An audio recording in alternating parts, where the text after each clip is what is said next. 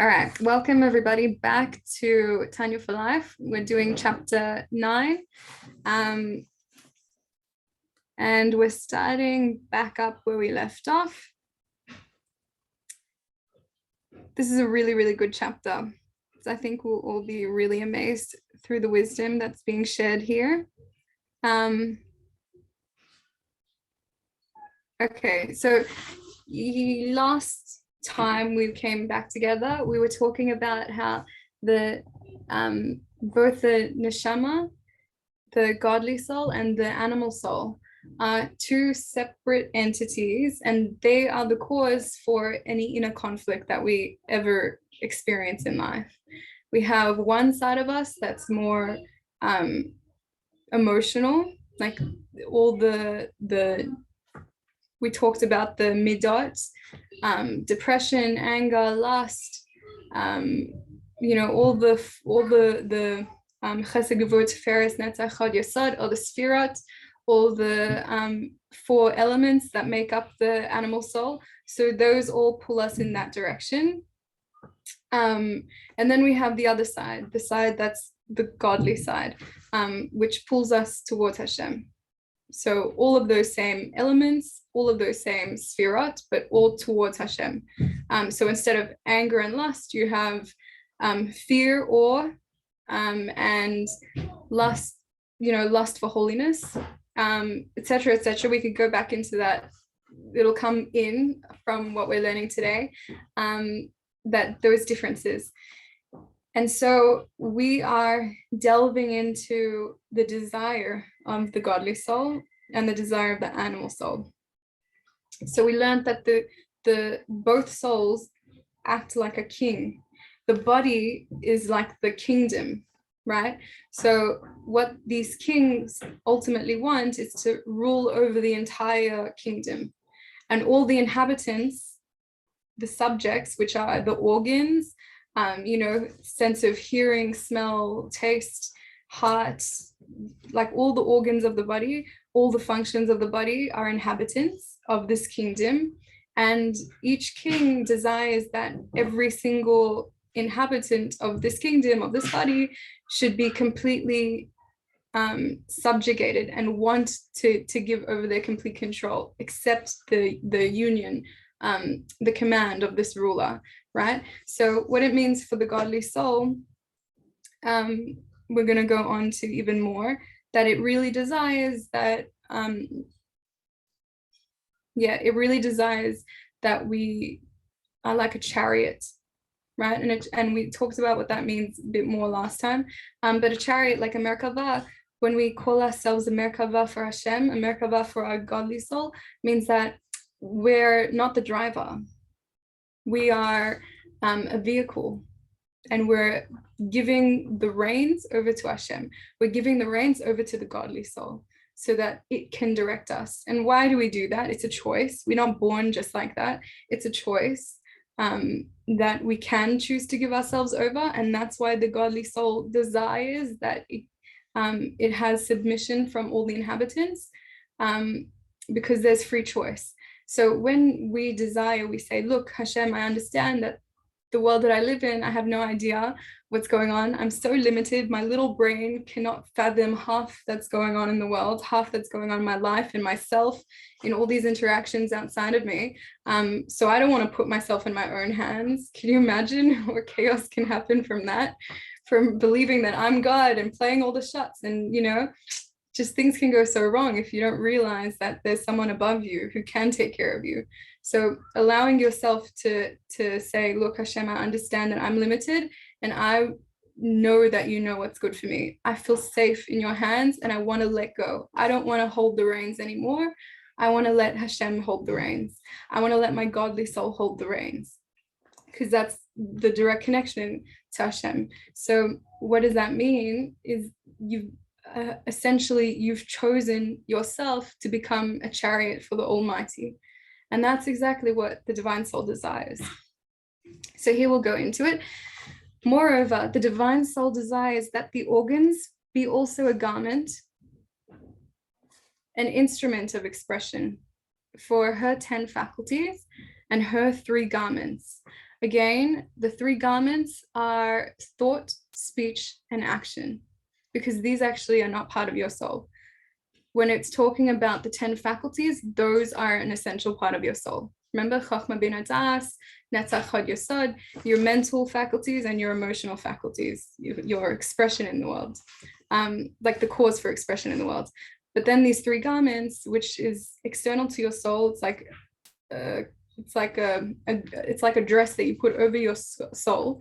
It's your thought, speech, and action. None of those things define you. They're not an essential part of your soul. Those are garments. And it's important to remember that, because a lot of the time people can fall into the beliefs that, oh, look at the way I'm thinking. Wow, I'm such a bad person. That person walked by and how can I think such mean things? I'm such a bad person. And they go back home, they're so depressed. They have flashes of, shame flashes, or, all these, just, they can't get out of it because they're starting to believe that, oh, my thinking is who I am. Same thing with their speech, same thing with their behavior. It's very hard to when you really believe that your thought, speech, and action is who you are, because it's not. So you're never going to get any truth from that. Those you have control over. And we're learning how to, through learning the Tanya, we're learning how to take control over our thought, speech, and action. We're learning how to take control over our expression, over our emotions. We're learning how to be healthy, to be a Merkava for Hashem, be a Merkava for the godly soul.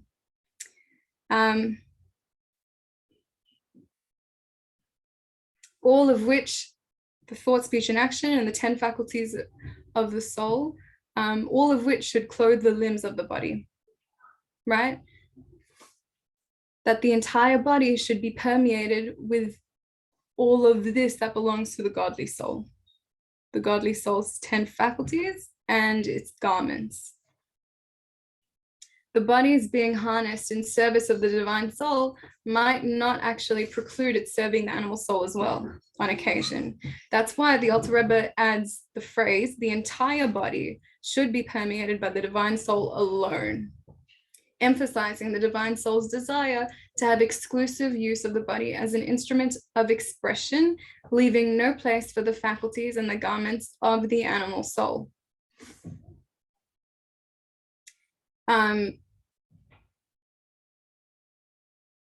No alien would then so much as pass through the organs, God forbid, i.e., the animal soul would exert no influence whatsoever over the body.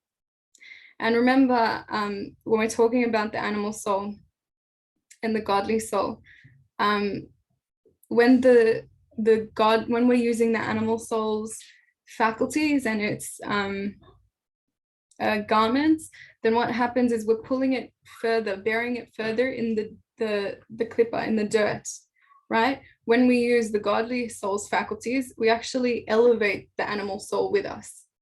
So the godly soul doesn't want any expression of the animal soul's nature, like the animal soul in itself, to come out. It wants its expression, because that brings complete unity and harmony to the entire body, entire, both souls, to like everything that the person is, not to be in conflict with self. So you don't have that war within. So the above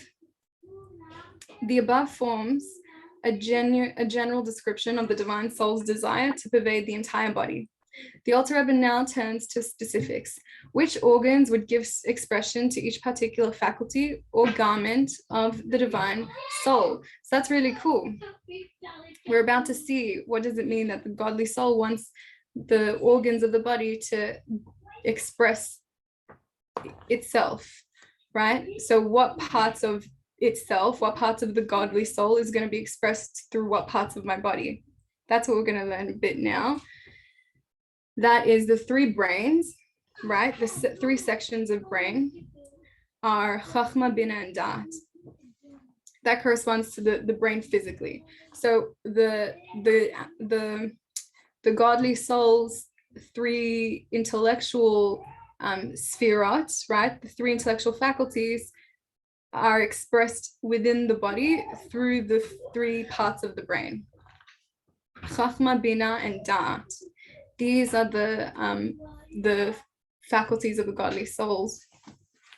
intellect. So they come through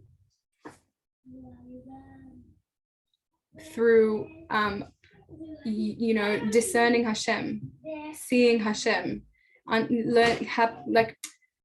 when we use the godly soul's faculties of Chachma, Bina, and Dat through our body, through our brain, the three parts of our brain, then that means that we're using it to understand Hashem. We're using it to see Hashem we're discerning, we're looking for Hashem, we're trying to find him, we're trying to understand who he is. And that means that we're using our faculties, applying the faculties of Chachma, Bina, and Dat to understand godliness by pondering his unfathomable and infinite greatness with these two faculties of Chachma and Bina, right? Again, it's important to remember that no matter how much we meditate on godliness, he's unfathomable and he's infinite. So we can always, get greater and greater heights. We're never going to just have the same feed, it's a process that can keep growing. We're never just limited. Limitation comes from ourselves. When we tap into godliness, we're part of his infinity. It grows and it grows. But we can never always completely wrap our head around what is Hashem. It's a beautiful relationship that it's ever growing. So through applying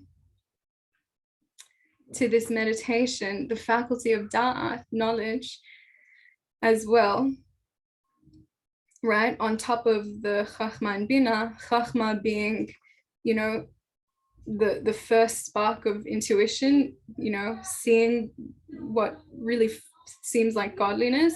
The Bina, really trying to understand it, use the mind to analyze it, to break it apart, understand what it is in terms of my mind, my thinking. And then Da'at is like becoming one with it, so that you actually unified and you feel Hashem, you feel this information, you feel godliness. So through immersing oneself in the subject of Hashem's greatness with the depth typical of Da'at, so that one not only understands this greatness, but he feels this greatness, he feels Hashem. So the Chachma, Bina, and Dat are engaged in pondering Hashem's greatness. And through their pondering on Hashem's greatness of Chachma, Bina, and Dat, doing that, they give birth to awe of Hashem. Through Da'at, the third intellectual faculty, they're able to give birth, awe of Hashem in his mind, in a person's mind, and dread of Hashem in his heart. Wow, that's amazing. And you can really feel this. You can compare this to experience, because when you're in amazement and you think of, wow, how small am I? How big is this world? How much of this world is unknown? We know more about space than we do about the ocean. Like Pompeii and Herculaneum as well. Like there's so much of Herculaneum, there's so many like artifacts, so much of our even revealed world that's hidden to us. So how much more so is there hidden within me, because I'm a part of God. People, I'm even a mystery to myself. I need to delve into myself. I need to apply my mind, and where I apply it, that will grow, right? So when you think of how small you are, then you can like step back and really appreciate, wow, Hashem created this. Hashem is the one, the mastermind, through every little deepest atom, every little deepest thread of the world, the fabric of the world. He's created it, he's continuously creating it, and he's giving sustenance from a leaf that falls from a tree to be able to shelter a little worm on the ground, right? And everything, the beginning of life, the end of life, all paths to life, it's all connected for each other. Hashem created the world that we all depend on each other. No one can build something like this. No human has the capacity. So when you think more and more in this sort of way, this thinking leads you to awe of Hashem, right? When you think more about the awe of Hashem, when you're allowing your mind, your Chachma and Bina, to be focused on it, then your Da'at, through this focus, immersing your mind in Hashem, in awe and wonderment of Hashem, then your da'at starts to actually absorb the information. It's no longer just in your mind, you know, it starts to become one with you. You feel it. When you feel it, that's da'at, and it's going down into your heart. What does awe turn into? It turns into like dread, like, wow, Hashem, I'm so amazed with you. How can I be so apart? I don't want to be apart. You know, it's the dread of what if I, you know, I don't want to do something that would make me for a second even seem distant from you, right? That's where the dread comes from. That's actually a good thing. Thus, not only his mind, but also his heart will be permeated with the faculties of the divine soul. The mind, with the divine soul's Chabad faculties, pondering Hashem's greatness, and the heart, with the divine soul's emotions, the fear that we just talked about now, and also the love, soon to be discussed, which arise from this contemplation. Because again, we said basically that all emotions ultimately come from the love of Hashem and fear of Hashem. Like chesed comes from love, hod comes from love, gevura is from fear of Hashem, you know, and all these emotional faculties really do come from the root of these two. And these two, like we just saw now, only come from the mental contemplation. There will also be born of this contemplation a love of Hashem, not just the fear and the dread, the awe and the dread, but a love of Hashem. And this love will be burning in his heart like a flame, like fiery flashes. Wow, so passionate. His soul will thirst. His soul will pine with desire and longing to cleave to the blessed Ein Sof, the blessed like essence of Hashem that's completely infinite, abundant. With all of his heart, a person will cleave to Hashem, pine and desire. His soul, with all of his soul and with all of his might. Wow, nothing else is important. When you're in this sort of love, nothing is important except for what you're thirsting, desiring for. As it is written, and you shall love Hashem, your Lord, with all your heart, with all your soul, and with all your might. And we read that every single day. And that's actually a mitzvah from Devarim in the Chumash itself. Wow. Here in Hebrew, it's B'chol levavecha, b'chol nafshecha. With all your heart and with all your soul, u'ma'od, and with all your might.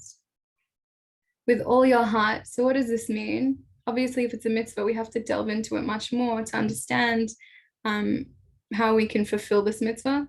If it's a mitzvah, we also know that it's for our own benefit. It will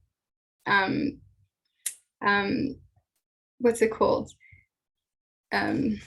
Uncover us. It'll dig us out from the dirt that we may be, you know, buried in, that we can't see ourselves. There are so many barriers. So what does doing a mitzvah do? Doing a mitzvah will actually purify it, get rid of the barriers.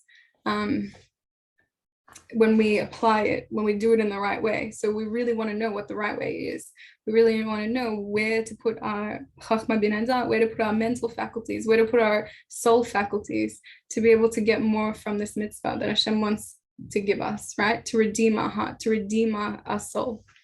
So with all your heart, this means that the heart is filled with love of Hashem. With all your soul implies that the love spills over beyond the heart to affect all the organs of the body. That means your feet, for example, will move with alacrity, with excitement to do a mitzvah, with all your might.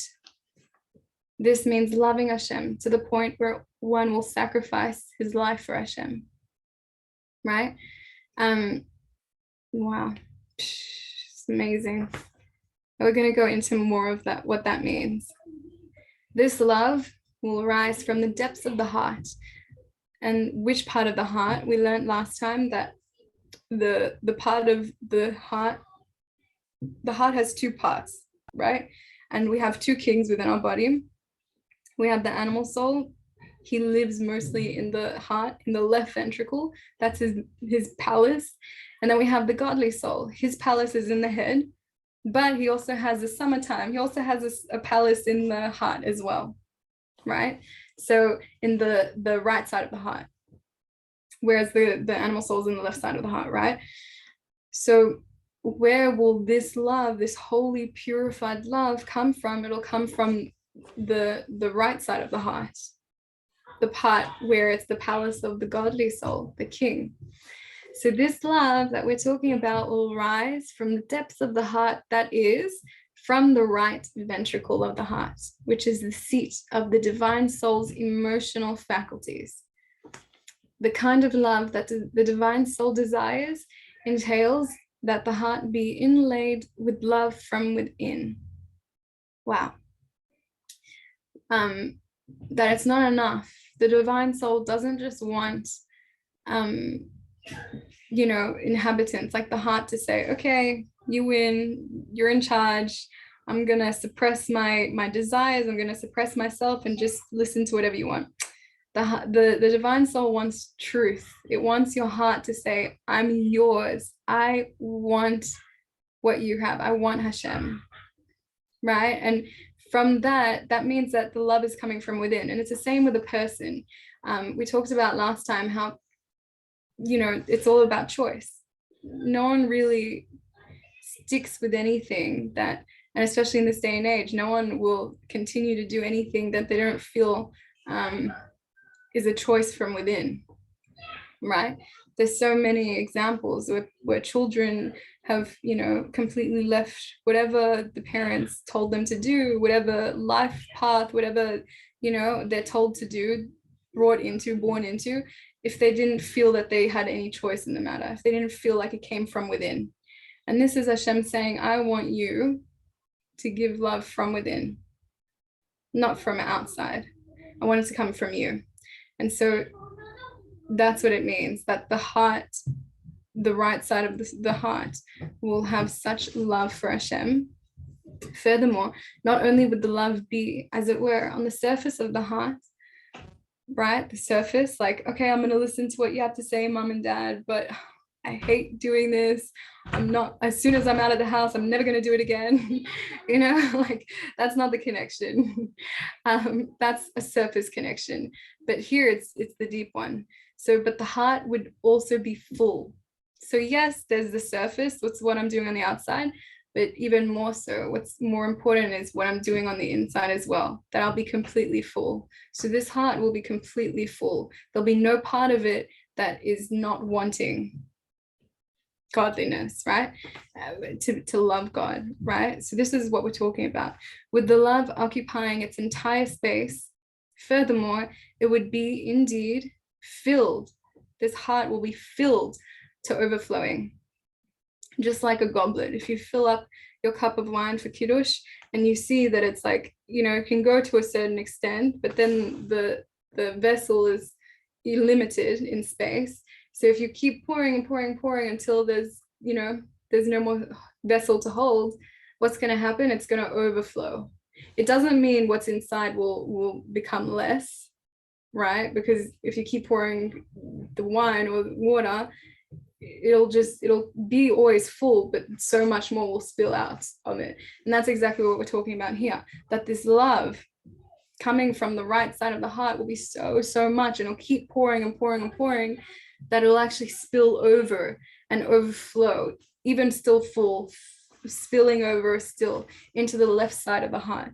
What lives in the left side of the heart? This is the palace of the animal soul. So what does that mean?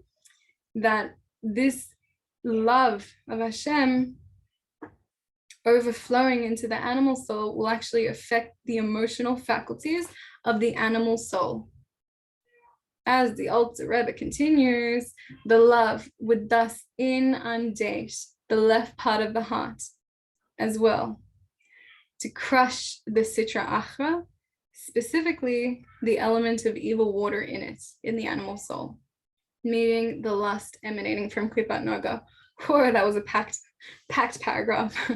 But it means that the love that's coming from this right part of the heart will be so overfilling, so overflowing, that it actually fills up. It doesn't just like spill over a little bit, it's continuously flowing. So it's like filling up fully the other part of the heart, so that the entire heart, b'chol levavcha, is in service of Hashem, avodas Hashem, ba'avas Hashem, right?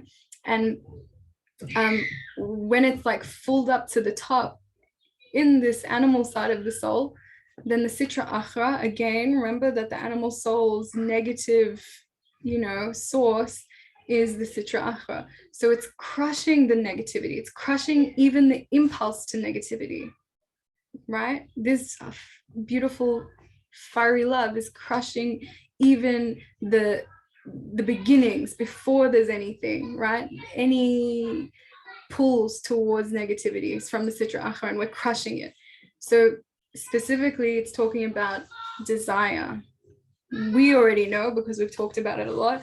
Where does desire come from? It comes from the water element, right? And remember that the soul, it was created just like everything in the entire world was created with the 4 spiritual elements: fire, water, earth, and air. Each element then branches off into, different sphera, different expressions.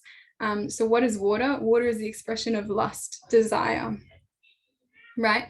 And from the animal soul, because it comes from the sitra achra, comes from the klippa, it's the evil influence, the evil expression of water, right? Evil just means not holy. So it can be something, like a desire for food. We're not saying it's food when you're full and eating more will hurt you. We're not saying that. We're saying food when you're hungry. Like, there's a desire for food. Okay, well, that's not holy. It's holy as soon as you put Hashem into the picture. As soon as you say, I want, I'm desiring food to be fuel for me so I can continue my learning, so that I can be the best version of me for my family, so that I don't have to be cranky, so I can be kind and I can be patient. That's holy. You bring unity into the world. You bring Hashem's focus into the world. But when it's devoid of anything godly, then it's evil. Even if it's not evil, it's mundane. So what does this mean? That by having this love that's inundating, overfilling into the other part of the soul, where the animal soul is, other part of the heart where the animal soul is, then even the water element, this desire where all negativity comes from, the lust of something, right? The lust that comes from this klipat naga will be crushed. As mentioned in chapter 1, the animal soul's element of water gives rise to lust for physical pleasures derived from klipat naga. Now, the animal soul's spirit of lust is the klippa counterpart of the divine soul's spirit of love for God. That's why the divine soul's intense love of Hashem has the direct power to crush the animal soul's lust for physical pleasures. That's really, really big. So we're saying now we're working with Ahavas Hashem, right, of the divine soul. When we feel like overflow ourselves with love of Hashem, we're using water element. So now what does that mean? The more we use this love of Hashem, this water element, the more that it, completely directly, it's like medicine that goes straight to the source. You know how you can have whatever medicines, it takes a while until it gets to where it needs to get to. If you're in pain in your back, then it takes a while, a few minutes, a few hours, until you feel it taking effect. So when you're direct with the element, okay, I have an issue with lust in my life, my animal soul is strong with lust, that's giving me the indication that I need to work with my water element, because where does it come from? Water. So when I work with my water element and I know how to do it,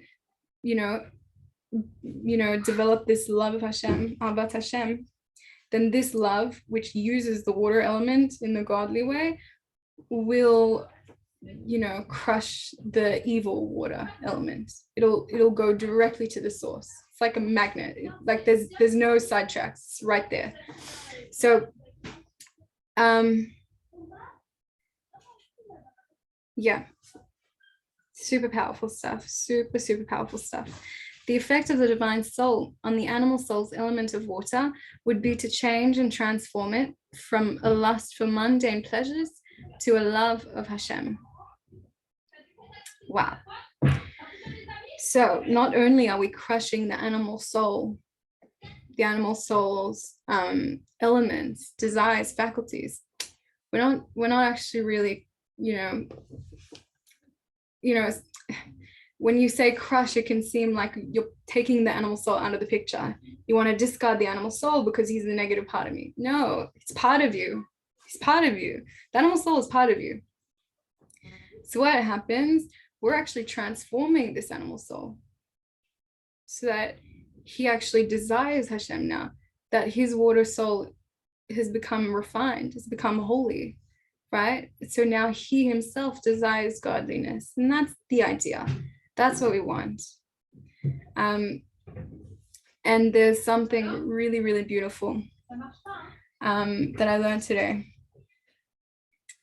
And it was this, they were telling, this Rav was telling me how a person, if you think about it, it's like a family. There are different parts of you. You have your elakah, your neshama that, it comes straight from Hashem. You have the, what's it called? The Yetzer Tov, right? And you have the Yetzer Hara, right? So like the animal soul and the godly soul. So these influences, you have one, the Yetzer Tov comes from the same place where angels come from. And you have this other part of you, the Yetzer Hara, the one that's telling you all the things that you should do that will not be good for you, that comes from the same place as all negative influences of the world, like shadim, like demons, etc., bad angels, right? So you got like these two opposite parts of you, but Hashem put them within you. They're part of your makeup of who you are. Just like also your body becomes like part of you. So the issue is when someone, first of all, you should know that the body and the Yetzer Hara are already, they have a close connection because they're both part of the lower worlds. You have the elakah, like your neshama, the divine soul, and the part of you that comes from where the angels were created from, your Yetzer Tov. And these two have a closer connection because they're from the higher worlds, right? So the issue is when someone starts becoming depressed, when someone starts feeling low about themselves, when someone is, lost to the abandon of addiction, etc., there are so many things, right, that are obviously the opposite of what we want, the opposite of goodness, happiness, joy, holiness. When we're in that, you have to know that is a part of us. It is a part of us. We have to take ownership of it, because sometimes people are taught that it's not who you are. What happens when you think this is not who you are? Then you ultimately try to negate it, erase it, and get rid of it so that it'll leave you. If it's not you, if you're not continuously putting force into it, then it'll stop existing. That's not true. With your body, fair enough, you can do that. But with your animal, with your Yetzer Hara, like it's always there. It's part of you. So negating it, trying to erase it from yourself won't help. So the same man, the same person who thinks holy, beautiful, good thoughts, like we just talked about, that's part of you. That part of you comes from this influence of the Yetzer Tov.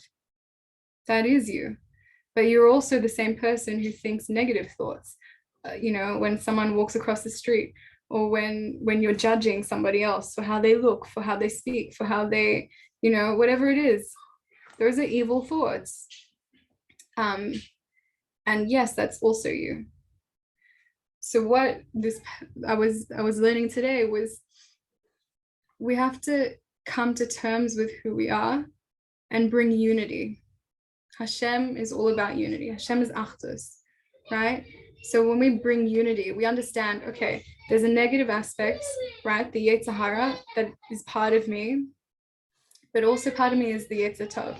And also part of me is this direct connection with Hashem, this nefesh, this soul, right? So even the body is part of me, right? So all these things are part of me. Let me not break myself into a million pieces. Let me reunify everything. So with this understanding, you can see also using your intellect that Hashem blessed you with, you can see if Hashem created anything, it's a purpose. If Hashem created anything, it's good. It's very, very good. Hashem created the world and he said, Ki tov. He said it's good. It's very good. He wouldn't have said it's good if there was any bad in it. No. So even the Yetzer Hara, even the bad angels, the Shadim, like they're good also. Not on the surface, but their root is good. And their purpose, their reason for being here is good. So when you can look at even the negative thoughts that come to you, where it comes from this aspect of you, like the Yetzer Hara, then you can see actually everything I go through is for a purpose. I can confront it. I can open myself up to it. I'm not alone. Every single person has the exact same dynamic of all these, different parts of them. And we want to be those people who can see ourselves as whole and work with it instead of trying to get rid of us a part of ourselves. So what we're learning here is how to do that. So what do you want? You don't want your animal soul and your body, like your Yetzer Hara and your body, doing, wreaking havoc, being depressed, lust, etc., etc. You don't want that because it causes division within yourself. What do you want? You want your animal soul, your Yetzer Hara, your body to become one, more unified with the rest of you. So we're learning here that you do that by using the divine soul's garments. The divine soul has the power to not only, address the animal soul. The water element of the godly soul can come to the water element of the animal soul. Not only that, but it has the power to influence it, transform this animal soul, transform the Yetzer Hara, right? And that's the idea. That's what we want. We want our Yetzer Hara to become more informed, right? More informed, like know who you are, know what you're doing in life, know who you're serving. And as we're going to learn further in this chapter, the godly soul is like an animal, like it's neutral. Remember, Klipat Noga is neutral. It's neutral. So by us directing its passion, directing its faculties, and guiding it, then we can either elevate it or bring it more into the depths of Klippa, more so. And how do we do that? By learning Torah. We're doing that now. Like we're learning Torah to bring them together, to bring the animal soul and the Yetzer Hara to become not separate from our identity, but to transform itself so that it wants to be one with the godly soul and with the rest of us. So we really need to not be afraid. Everybody has things that we're ashamed of. If we didn't have things we're ashamed of, we're not human. We have things that we're still struggling with, that we have struggled with. The more and more we work to refine ourselves, the more and more we can reach a level of Bein Oni, like more like a tzaddik. And at that level, like we're not actually, we have less and less negativity. We have less and less faults. We have less and less Yetzer Hara pulling us in the other direction, because now the Yetzer Hara wants us to go in the other direction, right? Like that's our goal. And it can happen. So these incessant obsessive thoughts pulling you into the clutches of, blockage and etc. Like remember this, remember who you are, the unity, the achdut, and the transformation. So a beautiful meditation we'll probably do for like 5 minutes. So I'll invite everyone to just close their eyes, to allow themselves to relax, come on this journey with me. To use our seichel, chacham bin da'at, to meditate and inundate our hearts with this Torah, with this love of Hashem, to transform our heart, our animal soul, to want godliness, to be elevated and redeemed, because it doesn't actually want to be negative. Everything in the world always desires Hashem, ultimately. Baruch Hashem. So we have the power to give that to our animal soul. We have the power to give that to the world. So just I'll invite you to relax your mind, relax your body. Feel as you breathe in all the tension that exists in your muscles, in your mind, just melting away. Feel all your limbs, your hands, your toes, your knees, your bum, your back, your belly, your organs, your lungs and heart, your neck, your arms, your mind, your brain, your head, eyes, ears, nose, and mouth, and neck. Now really checking in with your body, feeling where you are at. Breathing in to each space and out. With each inhale, invite more of the godly soul's prevalence into your body. Invite more of Hashem's presence directly from Shema to enter you. This tranquility, this love, unity, this love of connecting with God. Hashem's love of connecting with us. Feel this beautiful power lighting up your entire body. From the right side of your animal soul, or from the right side of your heart, where the godly soul resides. Imagine that it's filling up, flowing more and more as you think more and more and more on loving Hashem.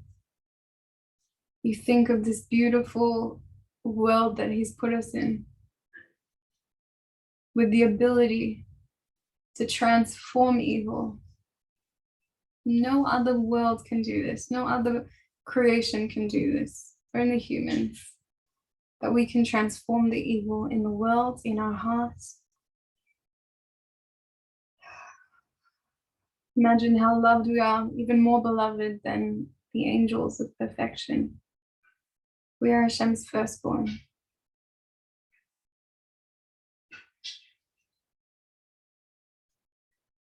Now really thinking more and more what this means to me. With this love, start seeing it transfer through da'at into a feeling of knowing Hashem, feeling Hashem's love, feeling Hashem's presence, feeling like you know this person that you're loving, you know this God that you're loving, you understand Him a little deeper. What a beautiful feeling. And now feel this beautiful holiness, this holy water element of love taking place more and more, with more and more strength into your right side of the heart, and see as it fills up more and more with all your thoughts filling up to overflow like a goblet, continuously pouring over and over again. And see your entire heart, even the left side where the animal soul resides, where the lust for worldly pleasures, where the lust for speaking idly with no meaning in your conversations, the lust for food, wanting so much to indulge or satisfy your physical urges, the lust for beauty, for things, whatever lusts that you can picture yourself experiencing, loving in the world.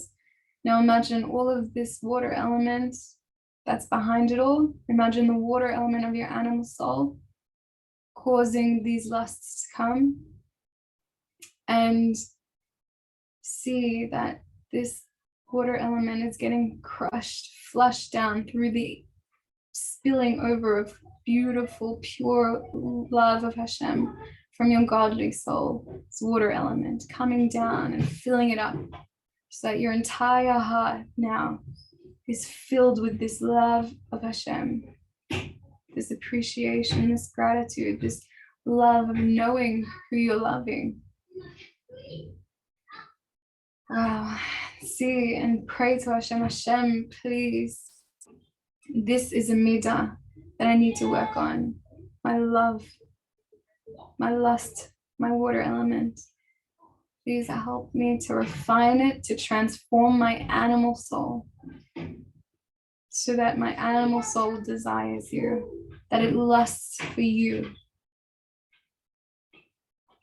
And really see that process of transforming, changing, like a diamond being cleaned off, polished off, that the beauty within your animal soul can actually come out now. This powerful, passionate animal soul that can be so obsessive about what it desires. Now imagine that it's being polished off through this process, and this real pure water element is coming out to unify again with who you are, to unify with your Yetzer Tov, with your godly soul,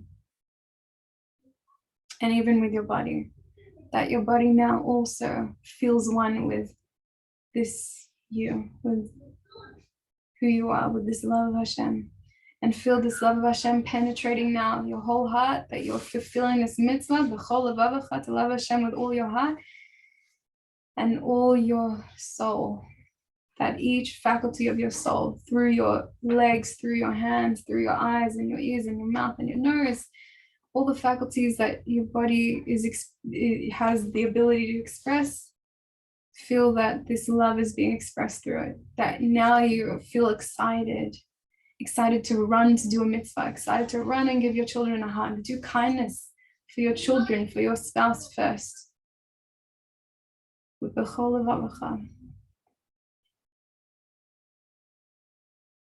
And just allow yourself to settle into this image, this beautiful, beautiful feeling through your whole body, this unity, this purity, you and God.